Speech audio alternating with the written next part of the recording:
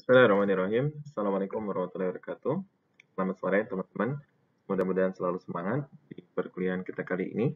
Di perkuliahan Matematika Teknik, kita belajar tentang bagaimana teknik matematika bisa menyelesaikan masalah-masalah, khususnya menyelesaikan masalah-masalah yang berkaitan tentang teknik ya.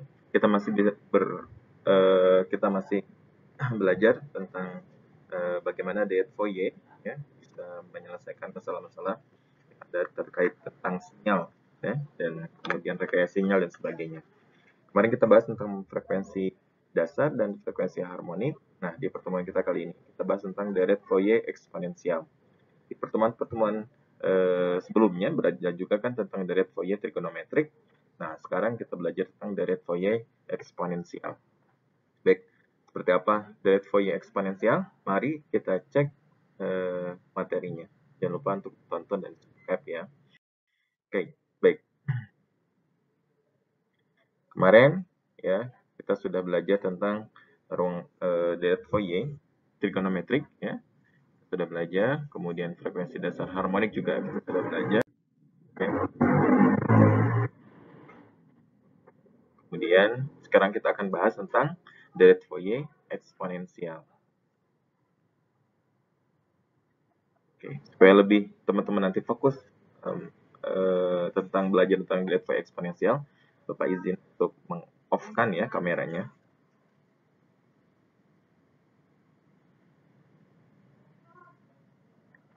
Oke, ketika kita belajar tentang deret Fourier atau bicara tentang deret Fourier eksponensial, ada ciri khas yang bisa terlihat di sini, yaitu bentuk eksponensial. Yang mana kita di sini belajar adanya E pangkat Jn omega T. Ya. Nah, eksponensial ini ya berbeda dengan eksponensial biasa. Karena biasanya kan kalau kita bicara eksponensial, dia dalam domain bilangan real. Tetapi di sini ada suatu bilangan kompleks, yaitu J. Ya. Artinya, bilangan kompleks ini, J ini, ya kita definisikan sebagai akar dari negatif 1. Ya. Yang mana, kalau misalnya kita menggunakan rumus identitas dari Euler, bahwa E pangkat JT, ya, itu kita bisa kemudian transformasi ke dalam bentuk trigonometrik. Ya. Kemudian, jika E pangkat JT, itu bisa dituliskan dalam bentuk cos T, ya, ditambah J sin T, di mana J-nya adalah suatu bilangan kompleks. Ya. Dan untuk omeganya masih sama, ya, bahwa omega ini sini adalah 2pi dibagi T, ya, atau 2pi V. Yang mana domain di sini adalah domainnya waktu, kemudian kita transformasi ke dalam deret Fourier eksponensial, itu dalam domain frekuensi. Ya. Nah, kalau dalam deret Fourier trigonometrik, kita belajar tentang koefisien-koefisien deret Fourier trigonometrik. Teman-teman masih ingat mungkin ada A0 ya. Ada A0, kemudian ada Bn, ya, kemudian ada mungkin A1, B1 ya dan sebagainya. Nah, sekarang kita belajar tentang koefisien dalam deret Fourier eksponensial adalah Dn ya. Yang kemudian di sini ya, bahwa sebelum kita mencari sini, kita bisa melihat bahwa eksponensial identitas Euler ini kemudian diperoleh cos n omega t ditambah j sin n omega t. Nah, dan ini adalah bilangan kompleks ya. Kemudian nanti juga kalau teman-teman belajar tentang rekayasa sinyal ya di mata kuliah mungkin di semester berikutnya, nanti di sini kita akan menjelaskan namanya spektrum magnitudo, yang mana dia merupakan harga mutlak dari Dn atau koefisien deret Fourier eksponensial. Kemudian juga ada spektrum fasa ya. Tapi di pertemuan kita kali ini atau di matematika teknik hanya dibahas saja ya. Itu Dn adalah suatu bilangan kompleks dan bagaimana cara mencarinya. Oke, sama kita gunakan contoh soal di yang sama di pertemuan-pertemuan sebelumnya. Kita bisa melihat suatu sinyal periodik yang berbentuk kotak-kotak seperti ini yang kita telah temukan bahwa periodenya adalah 2 ya. Setiap periode 2 maka sinyal terus berulang. Maka sehingga ketika berulang bentuk grafiknya, sinyalnya, maka itu dikatakan dengan sinyal periodik. Nah, omega di sini kita temukan 2pi bagi T, sehingga kita punya ya omeganya adalah pi. Oke. Omeganya adalah pi. Nah, selanjutnya bagaimana kita menyelesaikan masalah yang kita hadapi, yaitu bagaimana mencari koefisien dari Fourier eksponensial. Ya, kita tahu bahwa diketahui T-nya itu sama dengan 2, maka omeganya sama dengan 2pi per T, maka omeganya adalah pi. Ya. Nah, kita bisa melihat xt di sini, ya, waktunya ini, dia bernilai 1 ya, di rentang dari 0 sampai 1. Dan dia bernilai 0 di rentang ya, dari 1 sampai 2. Oke, ya. Ini adalah fungsi dari sinyal periodik atau sinyal waktu. Sehingga di sini kita berdasarkan rumus yang ada di slide sebelumnya, bahwa koefisien dari deret Fourier eksponensial ini adalah 1 per T, di mana T-nya di sini adalah T-nya di sini dia tergantung dengan batasan yang ada di sini ya, berarti dari 0 sampai 2. Sehingga Bapak kemudian pisahkan seperti ini, 1 per 2, karena T-nya 2, dari 0 sampai 1, kemudian ditambah dari 1 sampai 2. Ya. Kenapa dipisah seperti ini? Karena dia seperti halnya fungsi tangga. Ya. Dia memiliki nilai yang berbeda pada selang domain yang berbeda. Pada selang domain 0 sampai 1, ya, maka dia nilai fungsinya xt-nya sama dengan 1. Ya. Sedangkan dari 1 sampai 2, xt-nya itu sama dengan 0. Ya. Sedangkan di sini sama ya, e pangkat negatif j n omega t. Nah, ketika 0, ya, maka kita hasil seluruhnya adalah 0. Jadi nggak usah lagi diperhatikan. Jadi perhatikan saja yang ada di selang dari 0 sampai 1. Sehingga kita punya setengah, kemudian integral 0 sampai 1 e j negatif pangkat negatif j n t, di mana kita punya omeganya adalah ya, sehingga kita ubah omega di sini menjadi pi. Oke. Nah, selanjutnya ingat bahwa dalam kalkulus ya, kalkulus eksponensial, integral eksponensial, ketika kita punya integral e pangkat negatif at, maka dia akan menjadi ya, mohon maaf ini harusnya ini harusnya a ya, ini kenapa tiba-tiba ada a ya nih, ini harusnya a ya. Oke, di min negatif 1 per a ya, e pangkat negatif at ditambah c ya, jadi seperti itu ya. Nah, ini pun sama ya, karena kita punya di sini adalah A-nya di sini berarti kita punya JNP ya, maka negatif JNP-nya ini kemudian berada ke bawah ya. Jadi negatif 1 per 2 dikali JNP ya. Kemudian E pangkat negatif 7NPT. Nah, T ini kemudian diubah ya dalam selang T sama dengan 0 sama dengan sampai T sama dengan 1. Ya. Nanti diperoleh bahwa koefisien dari eksponensialnya adalah negatif 1 per 2 JNP ya, E pangkat negatif JNP ya dikurangi 1 ya, karena kita sudah memasukkan atau mensubstitusi nilai T-nya. Nah, sekarang kita memperhatikan nilai N-nya yang jadi masalah. Jadi T-nya sudah disubstitusi, sekarang kita perhatikan nilai N-nya. Bahwa N di sini adalah suatu bilangan diskrit ya, suatu bilangan bulat ya. Maka kita bicara bilangan bulat, maka ya karena ini juga berbicara tentang rumus Euler, maka nanti kita harus perhatikan ya, kapan saja n itu bernilai ya tertentu dalam selang waktu tertentu atau dalam selang n yang tertentu. Maka di sini kita membagi ya, membagi n-nya ini menjadi beberapa kategori. Yang kategori pertama n-nya itu adalah ganjil. Kategori kedua n-nya adalah genap, dan kategori terakhir n-nya adalah sama dengan 0. Jadi yang genap tadi ya adalah genap selain 0.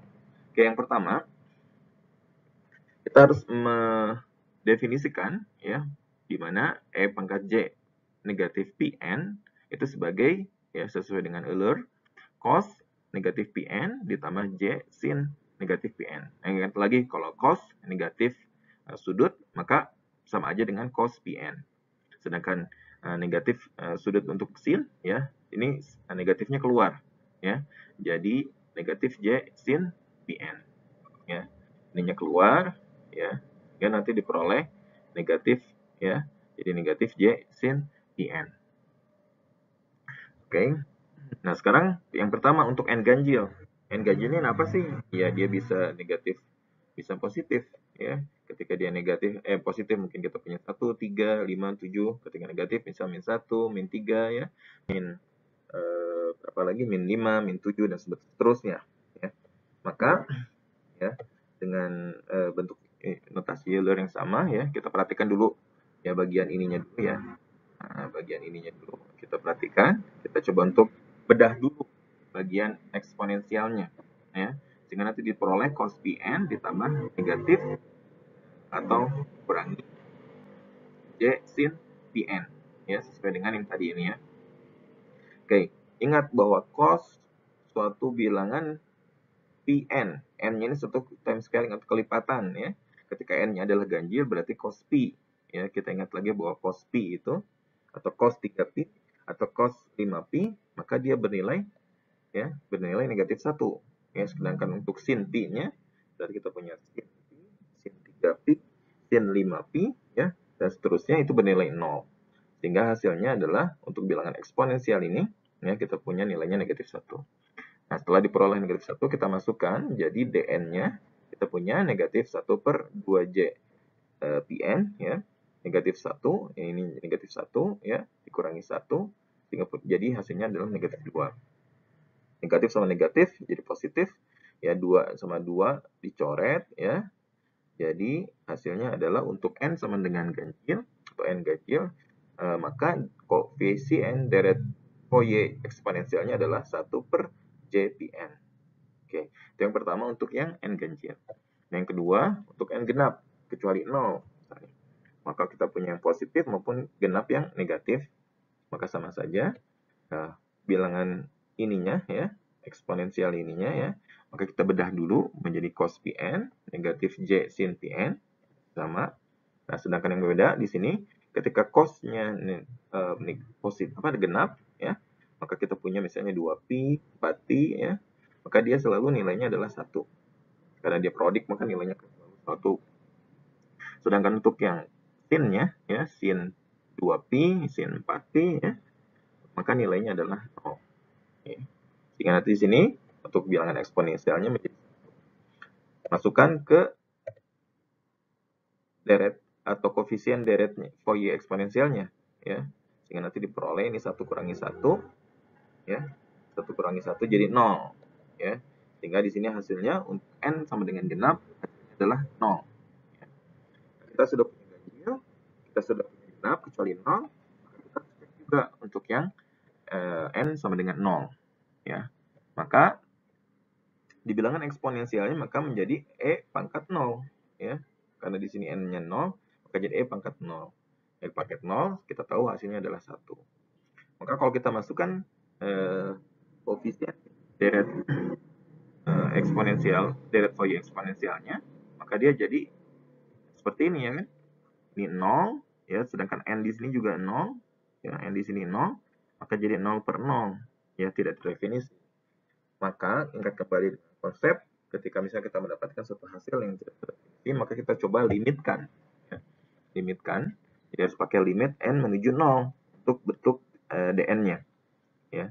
Maka kita coba limitkan ya, masih tetap seperti ini, limit n menuju 0 negatif e pangkat negatif j Pn dikurangi 1 per 2j Pn ya. Nah, bagaimana bentuk seperti ini kita solusinya atau penyelesaiannya? Maka kita lakukan yang namanya L ya, atau L'Hopital ya. Ya, ketika L'Hopital berarti di pembilangnya kita turunkan terhadap apa coba? Terhadap n ya. Terus kemudian penyebutnya juga kita turunkan terhadap n. Maka di sini ya, turunan dari e pangkat min j Pn ya, kita punya negatif JP-nya keluar ya. Jadi negatif JP kemudian e pangkat negatif JPN. Sedangkan turunan dari 1 adalah 0, ya. Kemudian yang bawah juga kita turunkan terhadap N, maka kita punya 2JP, ya. Kemudian ininya JP-nya hilang, ya, sehingga tersisa ini negatif sama negatif jadi positif, ini jadi setengah E pangkat negatif JPN. Ya, setelah itu kemudian kita limitkan, masukkan N sama dengan 0, yang diperoleh setengah E pangkat 0 dan setengah. Jadi kita punya fungsi bercabang of koefisien deret Fourier eksponensialnya. Ya, jadi berdasarkan ini kita bisa peroleh dia punya 3 nilai, setengah untuk N sama dengan 0, ya. Kemudian 1/JPN untuk N sama dengan N ganjil, kemudian 0 untuk N genap kecuali 0. Itu bagaimana cara mendapatkan koefisien deret Fourier eksponensial. Teman-teman diminta untuk berlatih, ya ini juga bentuk yang sama yang kemarin di pertemuan kemarin kita temukan. Tinggal T-nya sudah diketahui, ya, omeganya sudah diketahui. Nah, teman-teman mencari deret Fourier eksponensial yang grafik tersebut, ya, dicari DN-nya, ya. Silakan, selamat. Itu sebagai tugas kita. Mudah-mudahan teman-teman bisa memahami. Jika ada pertanyaan, silakan langsung WhatsApp ke Bapak dan teman-teman bisa mengerjakan dengan sungguh-sungguh. Terima kasih. Assalamualaikum warahmatullahi wabarakatuh.